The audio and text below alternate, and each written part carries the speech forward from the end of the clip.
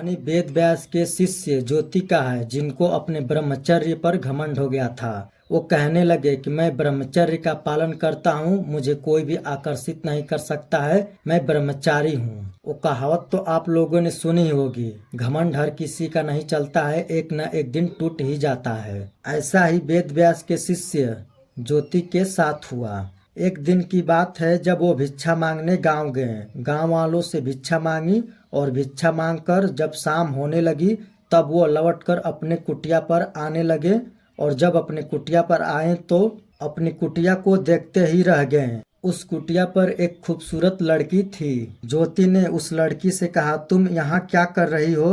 अंधेरा होने वाला है, तुम अपने घर जाओ। उस लड़की ने ज्योति ब्रह्मचारी से कहा कि मैं अपने घर तो चली जाती, पर मेरा घर बहुत दूर है। मेरे घर जाने के लिए जंगलों के रास्ते से गुजरना पड़ेगा और मुझे डर है कि कहीं जानवर मुझे मार डालेंगे। इसीलिए मैं आपकी कुटिया पर रुकी हूँ। एक रात बिताने के बाद मैं सुबह अपने घर चली जाऊँ। अगर कोई आपको आपत्ति ना हो तो, अगर कोई आपको आपत्ति है तो यहाँ से मैं चली जाती हूँ। वेद व्यास के शिष्य ज्योति ने बोले कि नहीं, मुझे कोई आपत्ति नहीं है, आप यहाँ रात भर ठहरिए और सुबह होते ही अपने घर को चले जाइए। जो वो भिक्षा मांग कर लाए थे, उस भिक्षा को बनाने के लिए उस भिक्षे को दोनों ने मिलकर बनाया और भोजन किया। जब रात हुई, ज्योति जी बोले कि आप घर में सो जाओ और मैं बाहर सो जाता हूँ। कुछ समय बीतने के बाद ज्योति के मन में काम वासना जागने लगी। उस लड़की की खूबसूरती देखकर उनको रात में नींद नहीं आती और वह उसके बारे में सोचते ही रहे।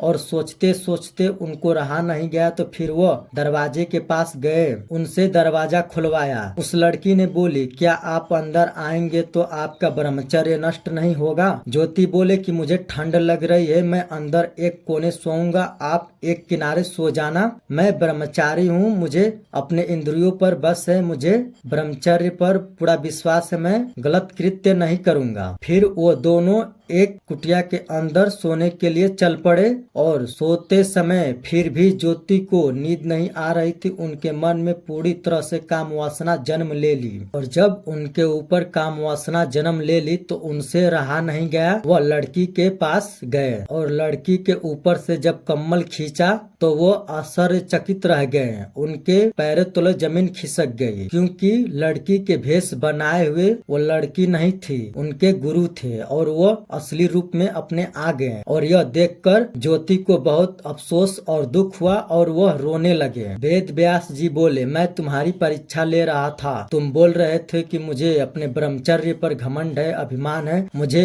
अपने इंद्रियों पर बस है, मैं किसी भी स्त्री पर आकर्षित नहीं हो सकता हूँ, इसलिए मैंने स्त्री का रूप धारण करके तुम्हारी परीक्षा लेना चाहा और तुम परीक्षा में फेल हो गए। ज्योति रोने लगे और फिर बोले, हे गुरुवर, मुझे क्षमा कर दीजिए, मैं कुछ समय के लिए अपने मार्ग से भटक गया था और मुझे घमंड हो गया था। तभी उनके गुरु वेद व्यास जी बोले, हमें किसी भी चीज का घमंड नहीं करना चाहिए, क्योंकि घमंड का अर्थ होता है नष्ट हो जाना। जब तुमने अपने ब्रह्मचर्य पर घमंड कर लिया तो देखो तुम्हारा ब्रह्मचर्य कैसे नष्ट हो गया। इसीलिए हमें किसी चीज का घमंड नहीं करना चाहिए। अपने गुरु से ज्योति माफी मांगे और गुरु की बातें सुनकर अपने घमंड का त्याग कर अपनी तपस्या में लीन हो गए।